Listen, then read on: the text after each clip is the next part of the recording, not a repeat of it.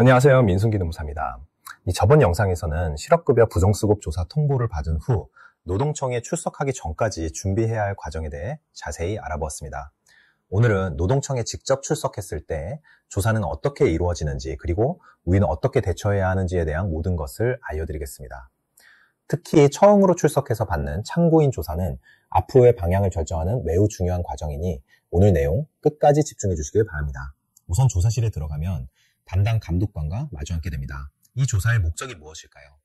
제가 지난 영상에서도 강조했지만 감독관은 부정행위가 있었는지를 최종적으로 확인하기 위해 여러분을 부른 것입니다. 막연한 추출이 아니라 어느 정도 확보된 자료를 바탕으로 사실관계를 확정짓고자 하는 것이죠. 조사는 기본적으로 질문과 답변으로 이루어집니다. 감독관은 객관적인 사실관계를 파악하기 위한 질문들을 던지게 됩니다. 예를 들어 보겠습니다. 가장 흔한 케이스인 실업급여 수급 기간 중 근로 제공이 문제가 된 상황이라고 가정해 보겠습니다. 이때 조사의 핵심은 아주 명확합니다. 수급자가 실제로 돈을 받고 일을 했는가 하지 않았는가, 바로 이 한 가지 사실을 확인하는데 모든 질문이 집중됩니다. 그런데 많은 분들이 이 과정에서 큰 실수를 하십니다. 당장의 처벌이 두려운 마음에 실제로는 근로를 제공했음에도 불구하고 무조건 일한 적이 없습니다 라고 주장하는 경우죠. 하지만 이런 대응은 상황을 더욱 악화시킬 수 있습니다. 만약 여러분이 계속해서 부인한다면 감독관은 이렇게 말할 겁니다. 그러신가요? 그럼 몇 가지 자료를 함께 보면서 이야기 나누어 보시죠. 감독관은 여러분이 사전에 제출한 휴대폰 기지국 위치 정보나 교통카드 사용 내역 등을 꺼내어 의문이 가는 사항에 대해 조목조목 질문하기 시작합니다.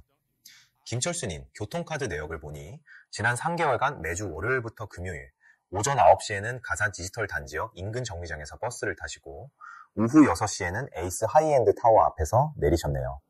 이 타워 8층에 주식회사 대한테크라는 회사가 있는데 매일 같은 시간에 이곳을 방문하신 특별한 이유가 있으신가요?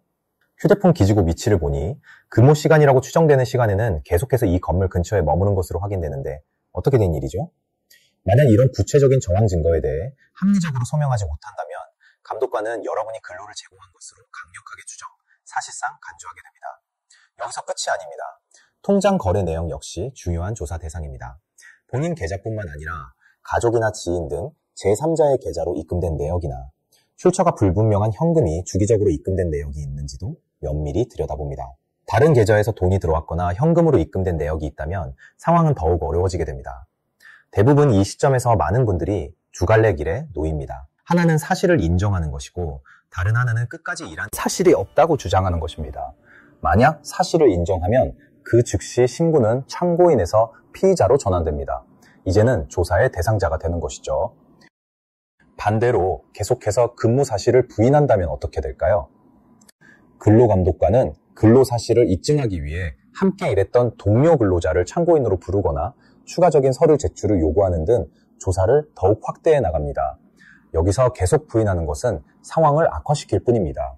결국 사건이 검찰로 송치될 때 근로감독관이 혐의가 명백함에도 불구하고 반성의 기미 없이 계속 부인함과 같은 부정적인 의견을 담아 사건을 넘기기 때문입니다. 일단 부정행위를 인정하고 나면 그 다음 조사 절차는 바로 공모 여부입니다. 사업주와 공모했는지 혹은 다른 공모자가 있는지에 대한 조사가 시작되는 것이죠. 이 공모에 대한 대처 방안은 매우 중요하고 복잡한 문제이므로 다음 영상에서 심도 있게 다루도록 하겠습니다. 오늘 내용이 도움되셨다면 구독과 좋아요 부탁드립니다. 감사합니다.